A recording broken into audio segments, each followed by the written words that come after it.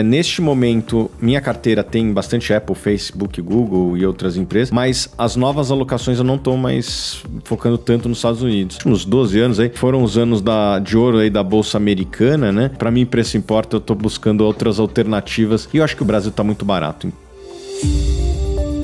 Invista com Thiago, o podcast de quem investe para quem investe.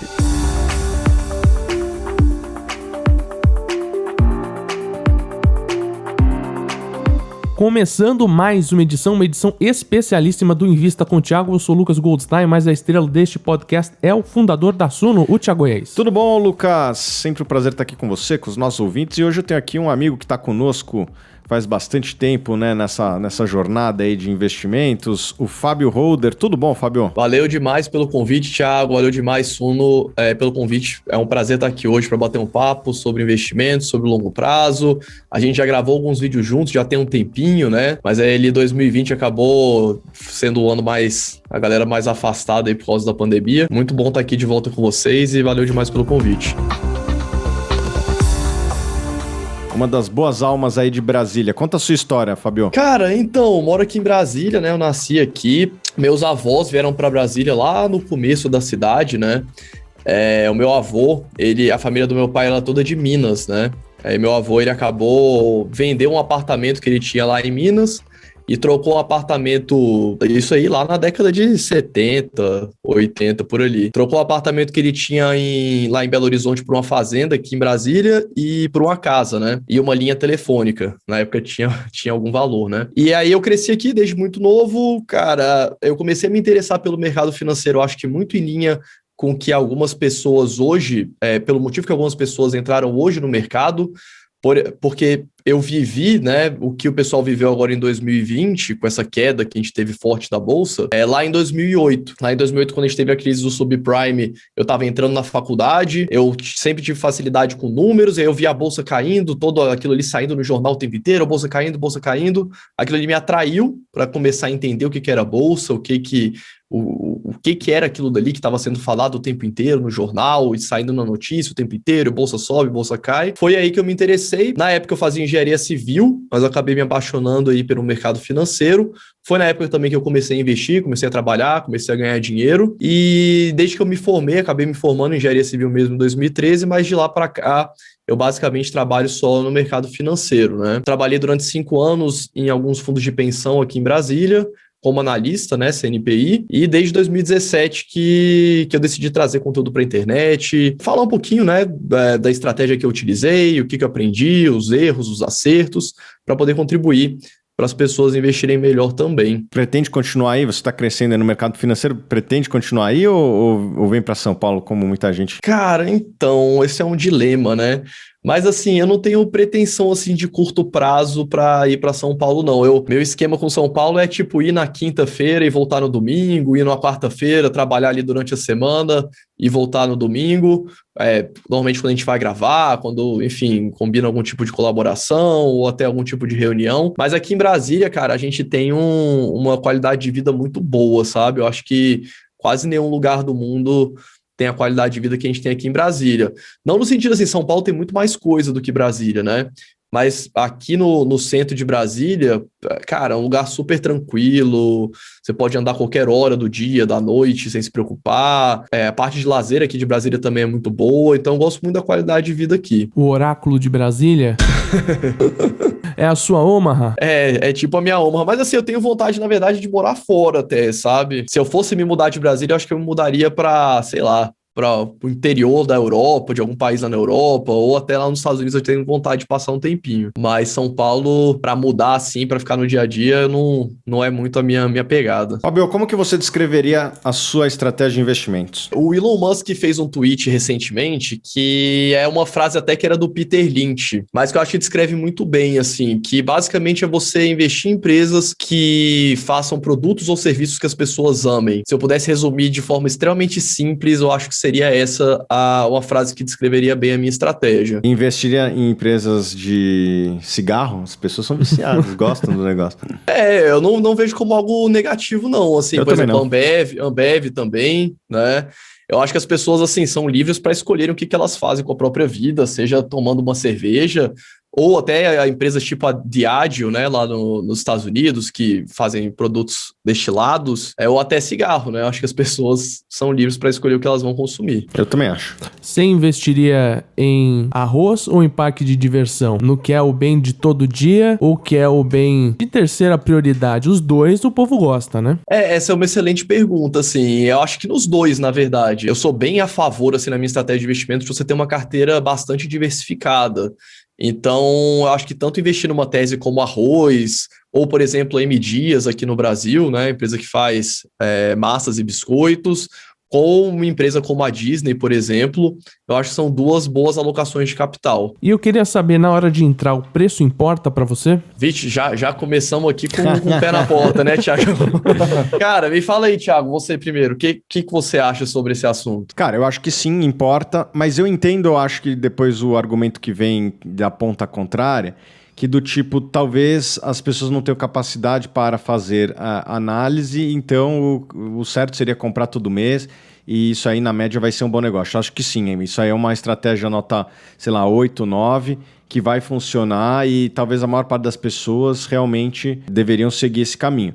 Eu, que vivo, respiro isso aqui, posso me dar o luxo de tentar fazer minhas contas, né? Tentar fazer minha análise e ter vamos dizer assim, uma vantagem competitiva frente à média das análises do mercado. Então, sim, preço importa, mas eu acho que talvez não para todo mundo. É aquela história, assim, da diferença do, sei lá, do corredor profissional para o corredor de sábado e domingo, né? Um primeiro ponto o que importa no final do dia é a pessoa terminar com o maior patrimônio possível. Eu acho que esse que é o objetivo. Então, se você perguntar para qualquer um, o que você prefere? Ganhar na Mega Sena, ganhar na Mega da Virada, 100 milhões de reais? Ou, enfim, conseguir ter um retorno um pouco superior à média? Vamos supor, se você tivesse essas duas opções, né? Provavelmente a pessoa preferiria ganhar na Mega porque ela vai querer ter mais patrimônio. Então, acho assim, o objetivo final é o investidor terminar com o maior patrimônio possível. E dentro dessa lógica, eu acho que tem algumas coisas anteriores ao preço importar ou não na hora de alocar em um ativo, que é a pessoa conseguir trabalhar mais, conseguir ganhar mais dinheiro com a profissão dela. Com certeza muitas pessoas que estão escutando a gente não são profissionais de mercado, não conseguem dedicar uma parte muito grande do dia para isso. Então, muito provavelmente, se a pessoa se dedicar mais ao trabalho, ganhar mais dinheiro, montar uma carteira diversificada em bons ativos, com aportes regulares, ela vai conseguir atingir o objetivo final dela, que é terminar com um patrimônio muito expressivo, muito relevante, né? E aí eu acho que isso também depende muito do momento de vida de cada um, porque, por exemplo, às vezes a pessoa está começando a investir, então ela não tem patrimônio nenhum e começou a investir agora X por mês, um valor X, né? Que é o aporte que ela consegue fazer. Se ela dobrar o aporte dela no começo, isso vai ser muito mais relevante do que ela gastar mais energia para conseguir uma rentabilidade menor, só que abrindo tempo de trabalhar, porque todo mundo tem 24 horas do dia. O cara vai ter que sempre fazer um trade-off entre abrir mão do tempo que ele tem trabalhando para ele aprender a investir. E nessa linha, eu acho que a regra de Pareto funciona muito bem, que é 20% do esforço que a pessoa vai colocar nos investimentos vão ser responsáveis por 80% do resultado final dela, né? Só que o que acontece? Conforme o tempo vai passando e a pessoa vai acumulando um patrimônio muito grande, muito expressivo, então imagina, a pessoa está lá há 20 anos investindo na bolsa, construiu um patrimônio gigantesco. Nesse momento, talvez faça mais sentido ela gastar mais tempo e mais energia com os investimentos do que com o trabalho dela, porque provavelmente ela vai estar ganhando muito mais dinheiro com esse patrimônio que ela consolidou do que aquilo lá no começo. Então, acho que é importante o investidor entender aonde que ele está nessa jornada para saber o tanto de tempo e tanto de energia que ele vai gastar para aquilo dali. Então, eu gosto muito de pensar nisso. E aí, quando a gente vai na alocação, de fato, na hora de decidir investir numa ação, o preço importa, o preço não importa, eu acho que cada um vai ter que decidir qual que é a melhor estratégia para si, mas um ponto que eu acho muito importante os investidores porque eu vejo muitos investidores sempre buscando, né, empresas que tenham muito crescimento, que tenham baixo risco e que sejam negociadas a múltiplos baixos, por exemplo, né, que é algo praticamente impossível da gente achar. Então, quando a gente pega algumas empresas, por exemplo, do mesmo setor, eu fiz recentemente lá no canal a análise da Ferrari e comparei ela com o resto do setor, né? Se você olhar, por exemplo, os múltiplos da Ferrari, a Ferrari ela é uma empresa muito mais cara do que a BMW, por exemplo. Só que a Ferrari, ela talvez tenha um crescimento esperado um pouquinho maior proporcionalmente do que a BMW, e ela é uma empresa talvez menos arriscada que a BMW. Então, o investidor ele vai ter que decidir esse trade-off muitas vezes. Eu vou querer pagar por crescimento e por risco baixo, ou eu vou querer comprar ativos que são mais baratos, mas que talvez não tenham tantas vantagens competitivas, que talvez não tenham um crescimento tão grande esperado. Então, o investidor ele tem que entender, né, qual que é o risco que está por trás daquele ativo e entender que, normalmente, algumas empresas são mais caras por motivos que justificam aquilo ali, ou não, né? E aí o investidor vai ter que tomar essa decisão. Mas existem empresas mais caras, existem empresas mais baratas, mas eu sempre vejo um motivo por trás daquilo ali acontecer. Ambos aqui investem fora do Brasil. Eu quero saber onde vocês estão mais posicionados no exterior, principalmente nos Estados Unidos. Eu sou um cara que sempre advoguei para investir fora, sobretudo nas empresas americanas que estão mais perto e próximas, né, de serem investidas. Existem várias formas para investir, né? Mas neste momento minha carteira tem bastante Apple, Facebook, Google e outras empresas, mas as novas alocações eu não estou mais focando tanto nos Estados Unidos. Eu tenho investido em uma empresa chinesa e uma empresa também da Grã-Bretanha, né, do Reino Unido. Eu acho que as ações americanas na média estão muito caras, e tenho até preferido investir no Brasil do que lá fora, né? Uma derivada do preço não importa é a minha abordagem para o dólar. Não é que o preço não importa, eu acho que o preço é imprevisível do dólar. Então eu acho que todo mundo deve sempre ter uma parte relevante fora do seu patrimônio, no mínimo 10%, mas talvez até mais, dependendo da pessoa.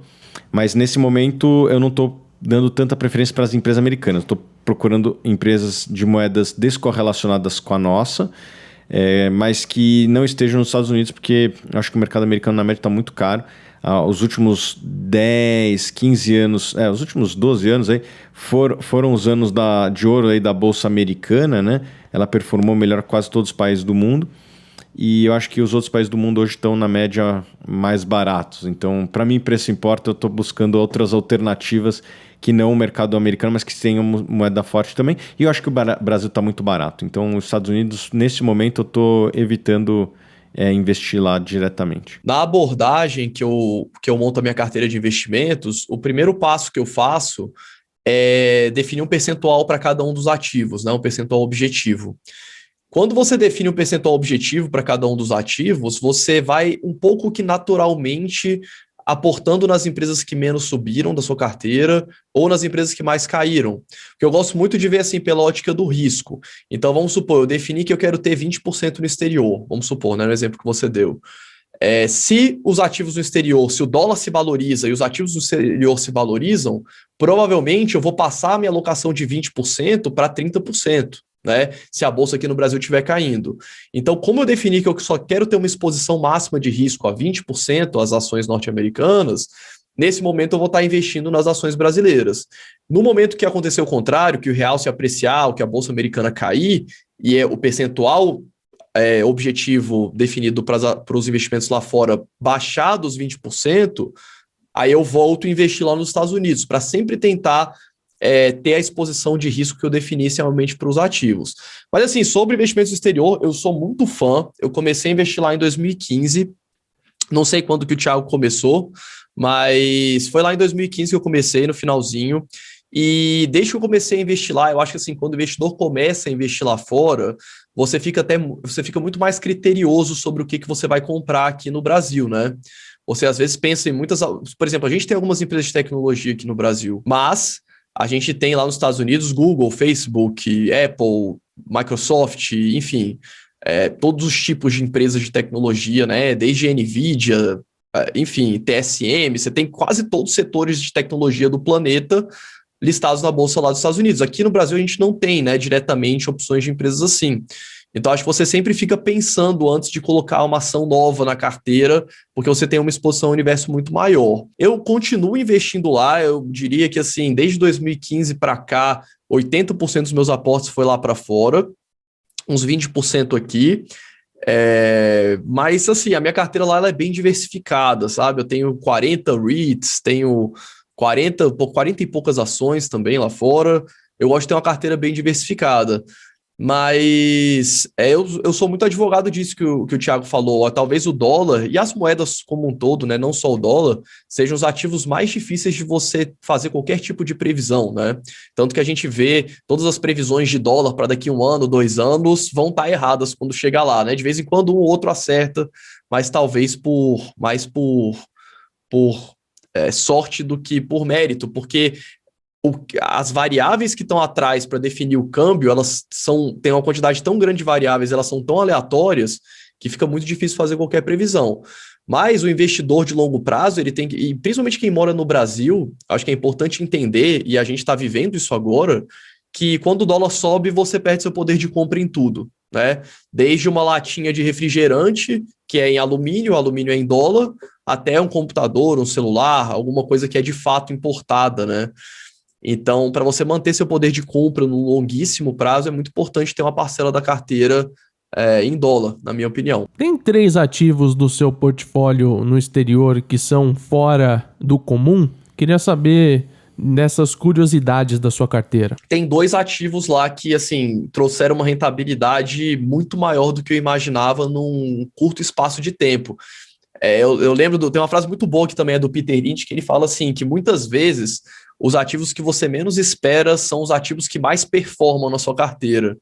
E isso acontece, assim, de vez em quando, né? Aconteceu comigo com a Tesla, comecei a investir em Tesla lá em 2008, ou 2018, e aconteceu também com as ações do Chipotle, eu comecei a investir lá em 2015 e 2016, que é uma rede de restaurantes, né, de fast food mexicano, que na época estava passando por um problema muito sério de contaminação por bactéria, por E. coli, alguns restaurantes tiveram muito problema relacionado a isso, e a empresa depois teve uma retomada muito forte, resolveu esses problemas e continua expandindo de forma bem agressiva. Então, assim, seriam os 2 ativos fora da curva, que eu diria assim. As ações do Chipotle, quando eu comecei a investir, elas eram 300, 250 dólares. Hoje elas estão perto ali de 1.400. E da Tesla, que foi bem, uma rentabilidade bem expressiva, assim. Eu lembro quando eu comecei a investir em Tesla, a valores de hoje, né, porque ela fez o split, as ações estavam perto ali de 40, 50 dólares. Hoje elas estão ali perto de 650, 750, por ali. Foram os 2 ativos que mais me surpreenderam, assim, positivamente. O Fábio anteriormente citou investir fora, e eu comecei lá em 2011. Minha primeira ação, a Apple, 1 mês antes do Steve Jobs morrer. Mas, obviamente, a saúde dele já estava bem debilitada e a ação estava muito barata por causa disso. Tem mais alguma que você queira citar? Não, essa foi a primeira e foi a única durante muito tempo. Eu fui... Daí comprei até na época, mas coisa muito pequena de Oracle e Booz Allen, um business de consultoria, mas era uma coisinha muito pequena, assim, muito pequena mesmo. Daí eu fiquei um tempão sem investir e depois fui voltar em 2016. Thiago, desde quando você começou a investir em Apple, você só segurou? Você fez algumas vendas? Continuou investindo? Cara, eu investi nela de 2011 a 2013, 14 e depois voltei em 2016 que ela deu uma barrigada para baixo. Foi até curioso, na época que eu voltei, eu falei, nossa, tá muito barato, tô comprando esse negócio aqui. E meses depois o Warren Buffett anuncia que também tava comprando, ou seja, a gente tava comprando meio junto lá. Olha, eu fico até feliz, porque foi uma coisa que a gente pensou juntos, assim, porque tava muito barato no começo de 2016, ela tava recomprando a ação, que assim, em 20 anos, se ela continuasse recomprando, só ia sobrar eu de acionista, assim. É óbvio que ou a ação valorizava, ou ia ficar eu como último acionista, né? Obviamente que a ação valorizou. O Buffett hoje a Berkshire tá com mais de 40% em Apple, né? É do portfilho de ações, né? Mas agora, lembrando aqui, olha só que curioso que foi o motivo que eu comprei ações da Apple lá atrás. Eu trabalhava no fundo, né? Os imóveis no Rio de Janeiro estavam mais caros do que em Nova York, né? O dólar estava 1,60, né? E existia um grau de otimismo tão grande com o Brasil que o nosso racional era o seguinte, cara, o Brasil tá dando certo naquela época, né? Mas não é possível que só tenha negócios bons no Brasil. E a gente olhava as coisas no Brasil ficando mais caras do que lá fora, né? E falava, pô, nossa renda per capita não é... Tá meio estranho isso aqui, né? Vamos ver se tem alguns negócios bons lá fora. Assim, mas era uma tese que a gente tinha que falar para os investidores do tipo... Pessoal, a gente tá indo, mas não é porque o Brasil é ruim, né? Não era assim, a gente tinha que pedir desculpa para ir para fora, né? Porque naquele momento o Brasil tava dando certo e tal... E às vezes Era as pessoas... era a época que saiu até na capa de alguma dessas revistas, Isso, né? O The Cristo Economist. Redentor, o Cristo Redentor decolando. Então você tinha praticamente... E assim, era um debate que era meio consenso no Brasil do tipo, as empresas brasileiras merecem prêmio em relação às empresas americanas nos múltiplos porque aqui cresce mais. Esse era o argumento da época. E eu falava, mas tudo bem, lá tem menos risco também, né? Tipo, eu tinha que pedir desculpa para investir fora. E foi um investimento muito bom. Obviamente que a gente não imaginava que o dólar ia acontecer isso, senão eu teria colocado todo o meu patrimônio em dólar já naquele momento, né? E eu acho que o inverso acontece hoje com o Brasil, né? O dólar... as pessoas estão querendo cada vez mais investir fora e daqui a pouco a gente começa a ter umas empresas no Brasil largadas, né? Então, estou com várias empresas aí brasileiras com desconto de 50% em relação às americanas, né? O nosso câmbio... eu sei que é difícil fazer previsão de câmbio, mas assim, o índice Big Mac da vida, essas coisas mostram que a nossa moeda está pelo menos nessas métricas num dos momentos de maior fragilidade. Então, ultimamente, eu estou preferindo investir no Brasil do que investir nos Estados Unidos. Não que eu ache o Brasil melhor, mas eu acho que aqui está muito barato as coisas e é mais ou menos isso, né? O preço por metro quadrado em São Paulo é um dos menores do mundo, mas mais barato que na Índia, que é metade ou um terço da nossa renda per capita. Sei lá, eu acho que o Brasil tá muito barato e eu estou comprando o Brasil ultimamente, mais do que fora. Queria até saber a opinião do Fábio, se ele nos próximos aportes ele vai forçar a mão no Brasil ou vai continuar comprando fora? Como eu vim investindo bastante assim nos Estados Unidos desde 2015, desde que eu comecei lá, eu venho fazendo alguns aportes aqui no Brasil. Já tem um tempinho, assim, eu ainda invisto praticamente todos os meses lá fora, mas eu tô agora meio a meio, assim, eu continuo investindo lá, continuo investindo aqui. Então eu vou alternando. Onde que o bicho tá pegando? Onde que tá mais barato? Cara, eu vou falar uma coisa que talvez o Fábio nem goste, mas assim, eu também não gosto, mas eu tô comprando estatal, cara. Banco do Brasil, Petrobras, eu não comprava estatal desde 2007. Só que as estatais estão com os balanços mais sólidos, governança melhorou muito, por incrível que pareça, tem muito zoom, mas assim, na prática, é muito difícil apertar os enter sem atravessar alguma lei que pune quem atravessar essa lei. Os balanços estão muito fortes e os múltiplos estão muito, muito descontados. Está no Petrobras e Banco do Brasil estão com múltiplos daquela época de Dilma, que o Banco do Brasil emprestava, sei lá, para a Venezuela, que a Petrobras estava envolvida nos escândalos de petrolão. Óbvio, não boto minha mão no fogo na Petrobras, mas eu acho que aquele tipo de exagero da corrupção, com vários projetos grandes, bom, pelo menos hoje nem temos projetos grandes, né? Então se o pessoal estiver roubando, não vai ser nas obras. Então eu acho que são empresas muito baratas que têm condição de pagar 10%, 15%, 20% talvez de dividendo nos próximos anos. São as melhores empresas do mundo? Não são, mas também não são empresas que vão desmoronar. Então, eu estou olhando muito para essas empresas. Óbvio, não estou dando um all-in, né? Eu quero ter 10%, 15% no máximo dessas empresas que eu vou comprar com o tempo com os novos aportes. E provavelmente até lá vai estar andando e eu vou mudar para outras empresas. Mas essas empresas no Brasil eu acho que estão muito baratas. Empresas do setor elétrico também estão bem descontadas. Então, Equatorial, você está olhando? Cara, a gente tem recomendação de Equatorial. Só que ela deu uma subida, né? Acho que materializou um pouco do que a gente imaginava, que era, enfim, fazer aquisições de ativos mal geridos dos governos, né? Tanto estadual, federal, etc. E na mão deles, empresa da iniciativa privada com foco em produtividade, gera mais lucro, né? E eles ganharam um leilão recentemente lá no Rio Grande do Sul, né, de uma distribuidora. Nesse momento, eu prefiro até outras, tá? O papel andou bem desde a aquisição da empresa lá do Rio Grande do Sul e saiu de uns 20 para uns 26 de hoje. Hoje eu prefiro outras. Eu gosto da Engie, que eu sei que você também gosta. Gosto de Energias do Brasil. Gosto de Neoenergia.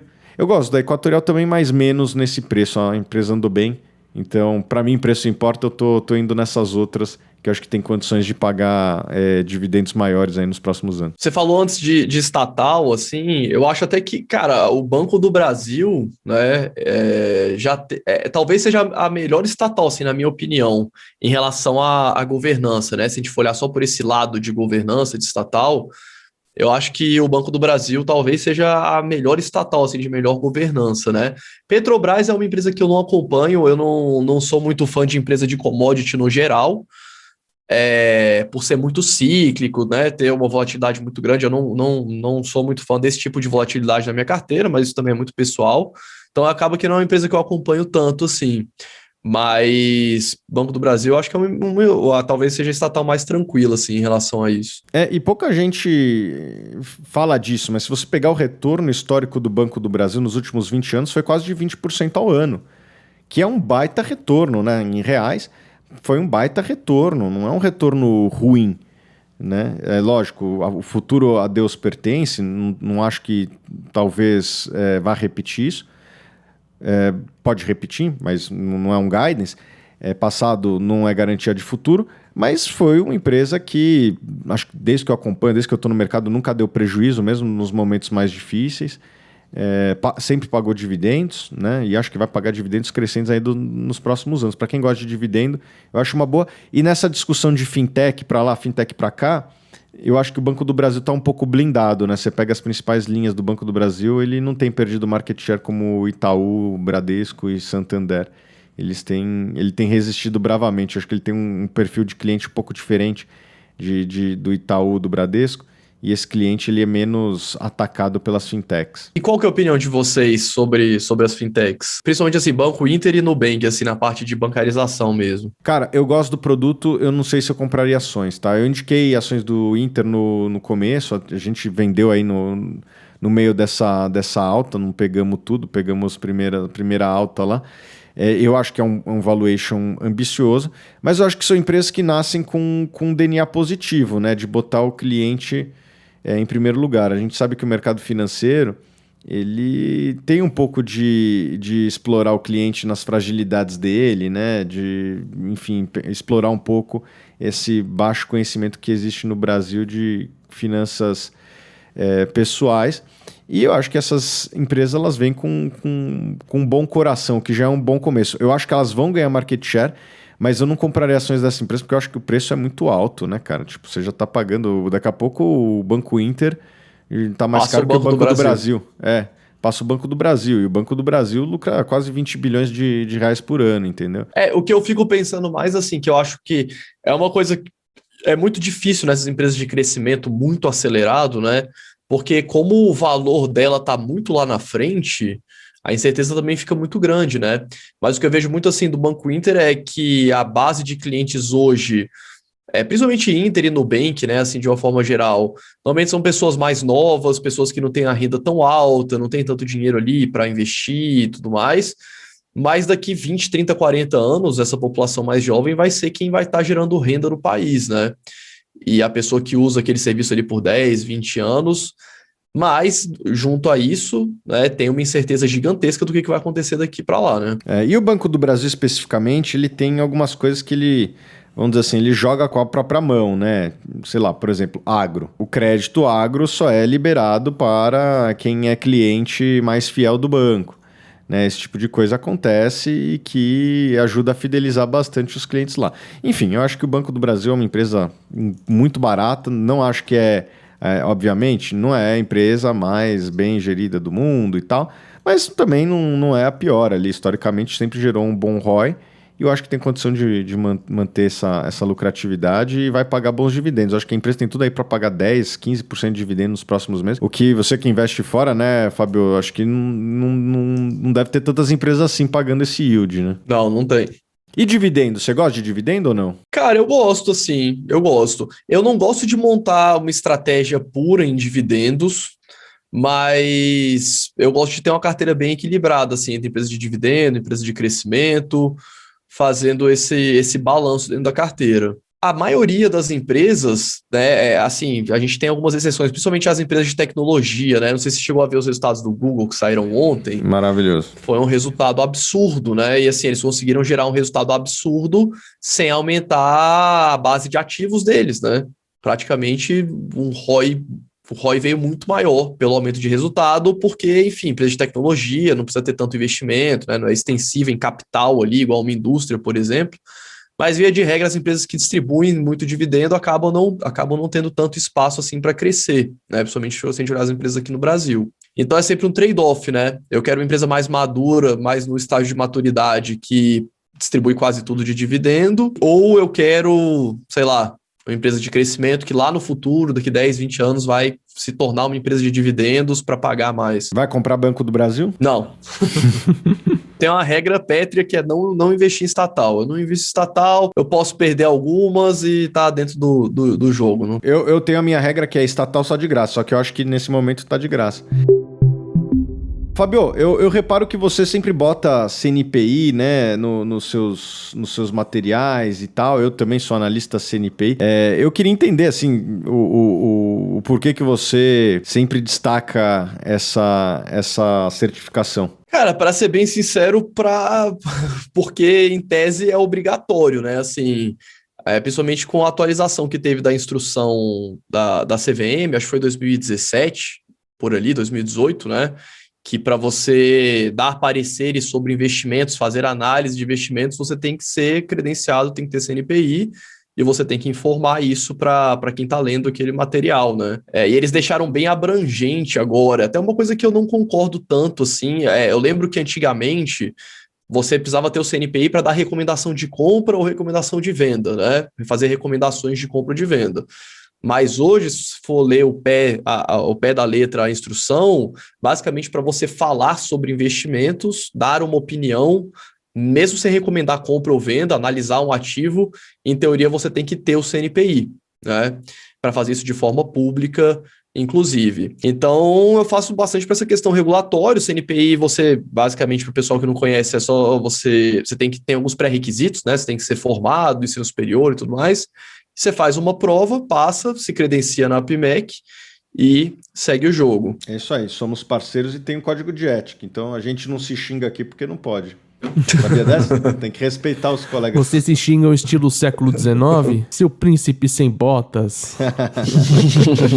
Não, mas eu acho muito importante o que o Fábio falou. O certificado, acho que até menos pela questão, vamos dizer assim, técnica, que eu não acho que quem tem CNPI vai ser não vai te fazer um investidor melhor? Não, ter CNPI. Vai te fazer um investidor pior? Também não. Não acho que... Não sei se o Fábio vai concordar comigo, mas Concordo. Que a parte técnica do CNPI não é isso que diferencia. Mas eu acho que a parte ética diferencia bastante. Porque nós aqui somos até fiscalizados, né? Em todas as nossas negociações, código de ética, etc. Então, por exemplo, o Fábio vai indicar um ativo, ou eu indicar um ativo, eu não posso sair negociando à torta e à direito, né? Comprar na frente e vender depois. Se eu fizer isso, eu sou descredenciado e com razão, né? E tomo uma multa lá da CVM.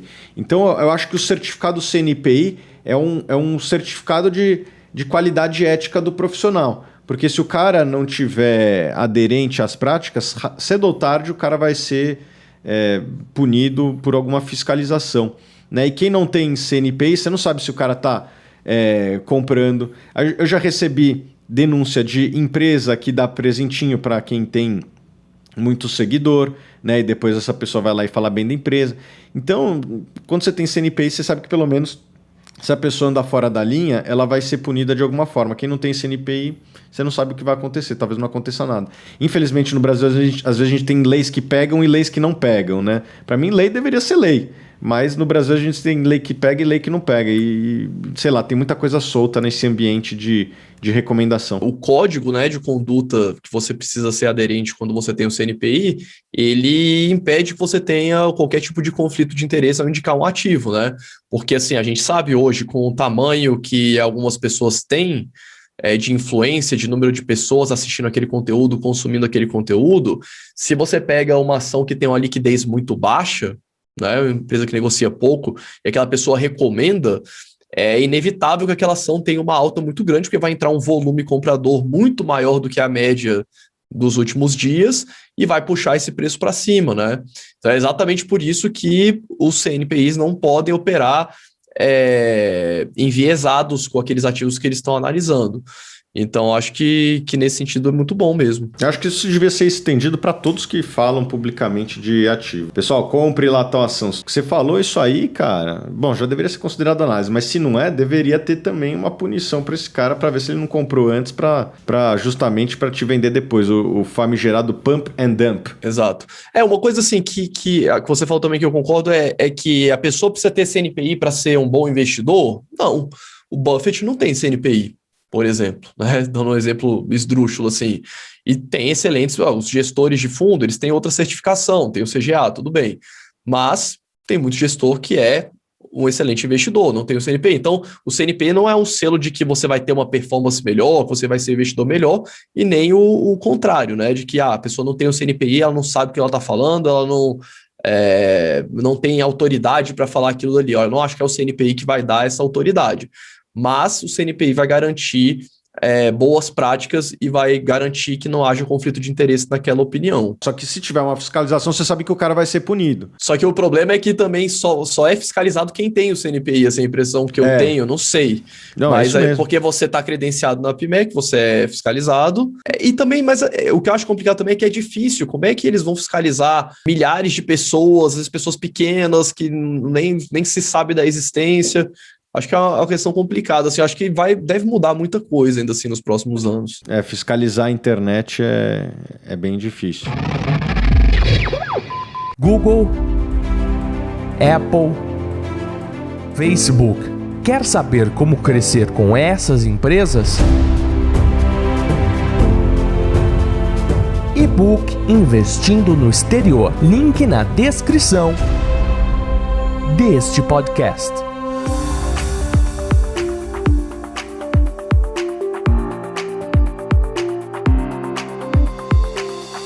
Estamos encerrando mais uma edição do Invista com o Thiago, esta edição com Fábio Holder, mas eu acho que é melhor anunciá-lo, o Thiago Reis.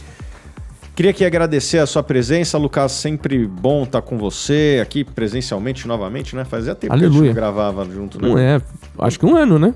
Nossa, faz tempo, eu não lembro, cara. Presencialmente faz tempo, eu gosto. E é legal de gravar aqui que depois vai pro YouTube ficar legal e o vídeo ficar longo, então as pessoas gostam também do vídeo, então convido pra gente vir mais vezes fazer isso, se você puder. Então, queria aqui agradecer também a presença do Fábio, né, que já gravou comigo presencialmente, primeira vez conosco aqui no podcast. Tenho uma admiração aí por você.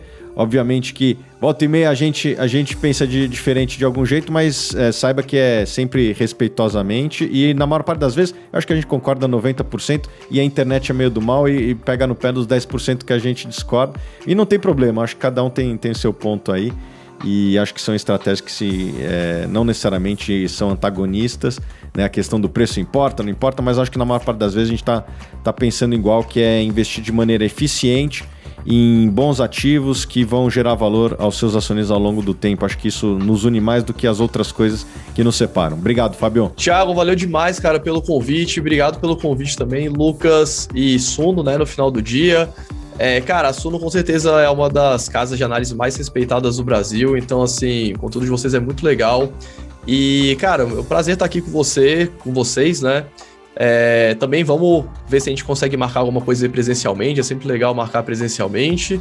E muito obrigado pelo convite, tamo junto e é só o começo. Quarta-feira a gente se vê aqui no podcast Invista com o Thiago. Siga a gente nas redes sociais e, Fábio, quem quiser te seguir aí, como é que faz? Cara, no YouTube, canal do Holder, e no Instagram, @fabio.holder. Então, muito obrigado, a gente se vê quarta que vem.